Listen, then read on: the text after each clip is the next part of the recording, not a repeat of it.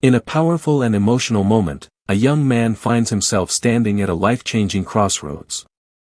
Facing serious consequences for his actions, he must make a decision that will shape his future forever. The tension in the room is undeniable as his past struggles come to light, battles with addiction, personal trauma, and the difficult path that led him here.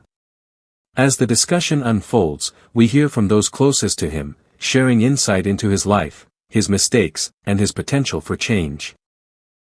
Their words paint a picture of someone who has faced hardship but still has a chance to turn things around.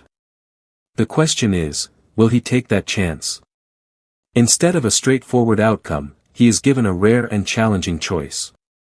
One path offers strict supervision, intense rehabilitation, and the opportunity to rebuild his life from the ground up. The other path is far more final, leading to years spent away with little room for change. It's not just a legal decision. It's a personal one, testing his willingness to fight for a better future. The weight of the moment is heavy. Every second feels longer as he considers what lies ahead. This isn't just about punishment, it's about responsibility, growth, and whether someone can truly change when given one last opportunity. What he decides next will not only impact his own life, but also serve as a powerful reminder: sometimes, the hardest choices are the ones that define who we become. Yes, Judge. Court will find that the state is in compliance with discovery. Is there an application in this case? Nope. All right. Mr. Salazar, I'm going to show you what's entitled True Bill of Indictment. Did you review that with your attorney? Did you understand it? Yes, ma'am. Counsel, do you waive the reading of the indictment? Yes. State, are you proceeding on the indictment as presented? Yes, Your Honor. All right. Mr. Salazar, I'm showing you what's entitled Court Admonishments. Did you review that with your attorney? Yes. Did you understand it? Yes. Did you sign it in all the appropriate places? Yes, I did. Did you understand you're charged with the offense of theft under $2,500 enhanced? That's a state jail felony. The range of punishment is anywhere from 180 days up to 2 years in the state jail facility and up to a $10,000 fine. Yes, ma'am. If you have a plea bargain agreement with the state, the court does not have to follow your plea.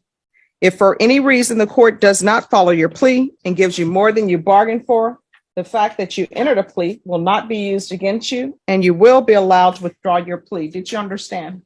Yes, I did. Did you understand you have a right to jury trial, a right for you or your attorney to cross-examine and confront any witnesses the state would call, and the right to remain silent? Yes, ma'am. Did you understand by entering this plea bargain agreement you were giving up those rights? Yes, ma'am. Did you intend to give up those rights and enter into a plea bargain agreement in this case? Yes, ma'am. Counsel, has your client been able to provide you with any defenses? Yes. Do you believe he has a rational as well as a factual understanding of the charges against him? Yes. Do you believe he's currently competent and was legally sane at the time of the offense? Yes. Mr. Salazar, has anyone threatened you, coerced you, or placed you in fear to get you to enter this plea? No, ma'am. Has anyone promised you anything other than the plea? No, ma'am. Are you satisfied with the way you've been represented? Yes, ma'am. Are you a U.S. citizen? Yes, ma'am. Court will find that defendant has knowingly and voluntarily waived his right to jury trial. Showing you the plea bargain page. Did you review that with your attorney? Did you understand it? Yes, ma'am. According to the plea, punishment is to be assessed at 159 days in the Bexar County Jail under 1244. There's a $500 fine.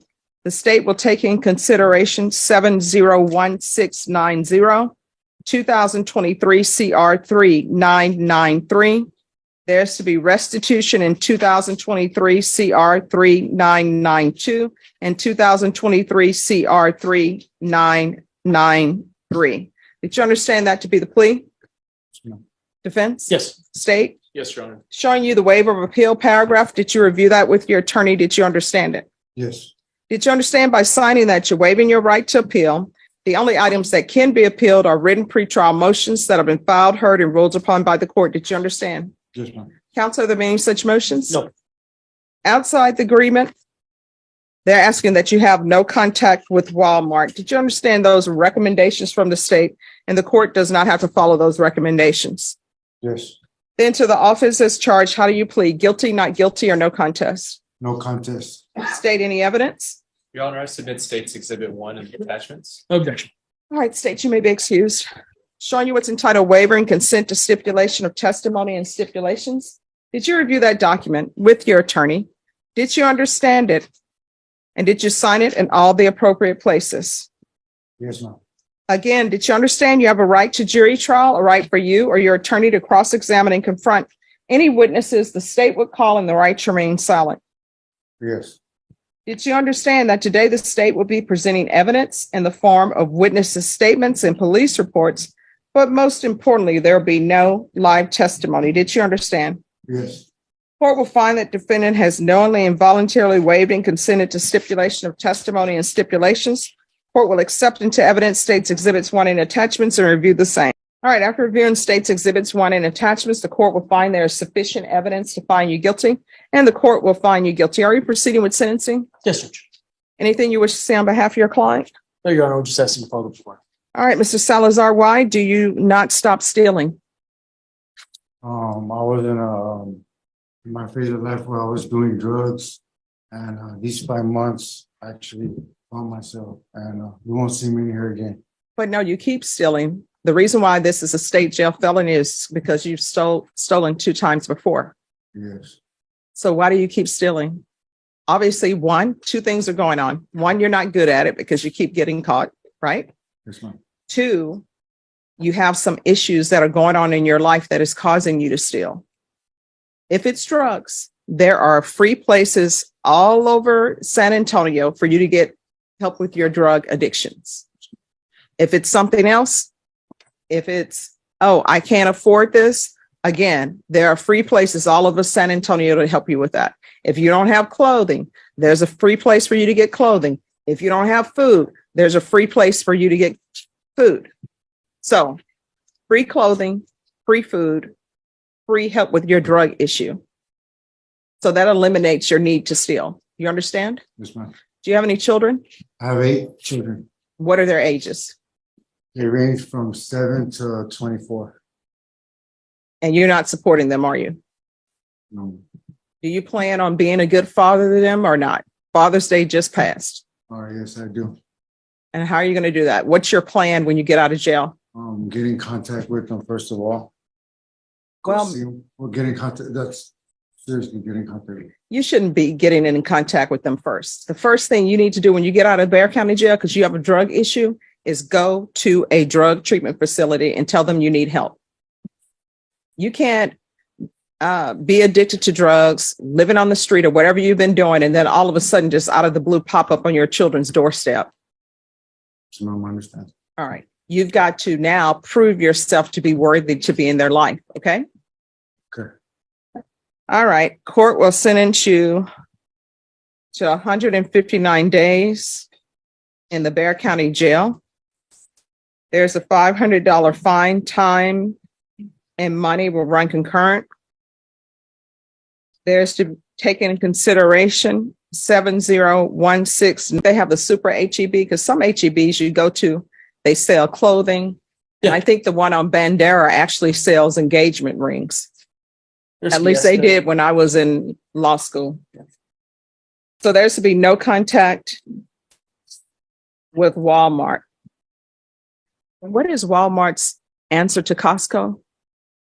Sam's Club. They didn't say The Sam's poor man's Club. Costco. So no contact with Walmart. Is there a dismissal to be tendered to me in I 701690? don't know if you want me to take that to file, or do you want to have the judge sign? Should we email the prosecutors in that county court to do that? I'll go with All that right, next. thank you. All right, I'm showing you what's entitled Trial Court Certification of Defendant's Rights to Appeal. Did you review that with your attorney? Did you understand it and did you sign it? Yes, ma'am. Because this is a plea bargain agreement, because I followed your plea bargain agreement, and because you waive your right to appeal, you do not have the court's permission to appeal. Because this is a felony conviction, you're not allowed to own or possess any weapons or ammunition. If you have a question over what a weapon or ammunition is, you need to speak to an attorney. Do you understand? Yes, ma'am. All right, off the record, what's up with the white rabbit tattoo? Oh, I'm an ex-gang member. Okay. Here's the thing. Some people say they're ex and they're really not. Do not be bringing that drama and trauma to your children's doorstep. You understand? Yes, ma'am. If you want to write them a letter, maybe that may be appropriate. If you want to send them some child support money through the mail, that may be appropriate. But until you get your life in order, don't be bringing drama and trauma to their doorstep, okay? Yes, ma'am. All right, good luck to you. Judge Hank Wilkins for the state. Douglas County, Mr. Alvarez. All right, so the court asked that this be called back because I was given information by the defense and information in the PSI report.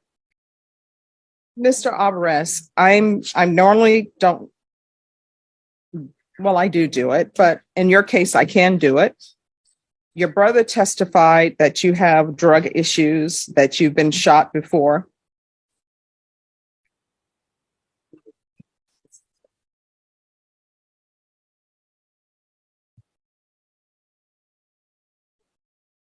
Just one moment.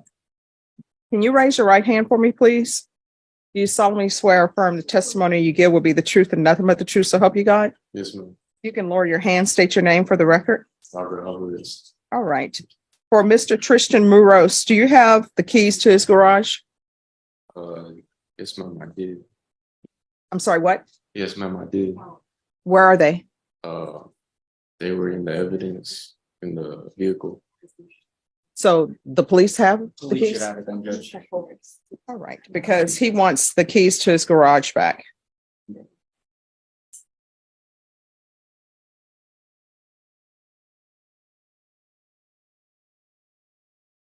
And State, can you make sure that he has those? Yes, sir.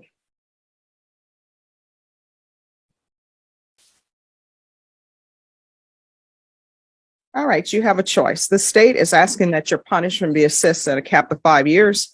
What that means is that the most time I could sentence you to prison would be 5 years. The range of punishment for this offense is up to 20 years in prison. You have a choice. I can give you deferred adjudication, and I will give you deferred adjudication for 8 years. You're going to go into inpatient treatment, or if you would like, I could just sentence you to 4 years. Which do you prefer? This is a problem if he has to think about it. Do you just want to go to prison and do your time? I'll take the treatment. Let me stop you right there. Your attorney wants you to take the treatment. This is what I always have to remind myself of, and other people will need to remind themselves.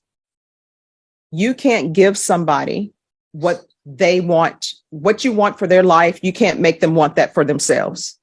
It's like the song Harry Hippie. So the question is, do you want treatment? If you don't want it, there's no shame in saying you don't want it because maybe you're not prepared to do it, but it's going to be inpatient treatment. Your life is going to pass you by, whether you're in inpatient treatment or whether you're at the prison. The choice is yours. If you want to go to prison, I will send you to prison for 4 years. The state is asking for 5. I'll take the treatment. Okay. All right. Do you have children? No, ma'am. I'm going to sentence you to 8 years deferred adjudication.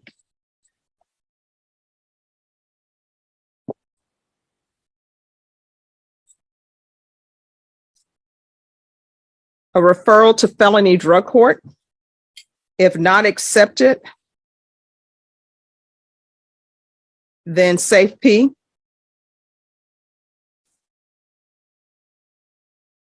Proof of employment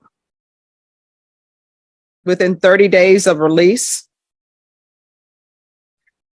No employment as a home health care provider or with minors. The UA hotline until further notice, and that's to be upon release. And he's to remain in custody until he's accepted in felony drug court or until he's transferred to Safe P. 300 hours of community service restitution. How far did you go in school? 10th grade. Why didn't you graduate? I was worried about other things. I was being dumb. What? I was worried about a lot of other things, trying to get quick money. I was worried about dumb things. Okay. I'm not going to waive the community service hours. He is going to be ordered to either obtain your GED or some sort of certificate from trade school. You need to start working and improving yourself. Do you understand? Yes, ma'am. There's to be regular reporting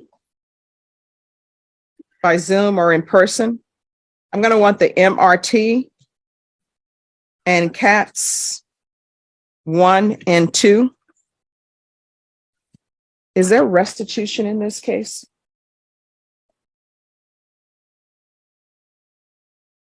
There's going to be restitution because this case has been going on for a while, and I know that person had to probably replace their key. So restitution, if any, to Tristan Muros. I'm going to want field visits 1 time per month until further notice. Probation, is there anything else he needs? Is there anything else you need from the court? No, ma'am. Is there anything else you need in order to be successful? No, ma'am. Showing you what's entitled Trial Court Certification of Defendant's Rights to Appeal. Did you review that with your attorney? Did you understand it? And did you sign it? Yes, ma'am. Because this is a plea bargain agreement, because I followed your plea bargain agreement, and because you waived your right to appeal, you do not have the court's permission to appeal. Do you understand? Yes, ma'am. You better start making better decisions in your life. Otherwise, you're looking at 20 years in the prison. You understand? Yes, ma'am.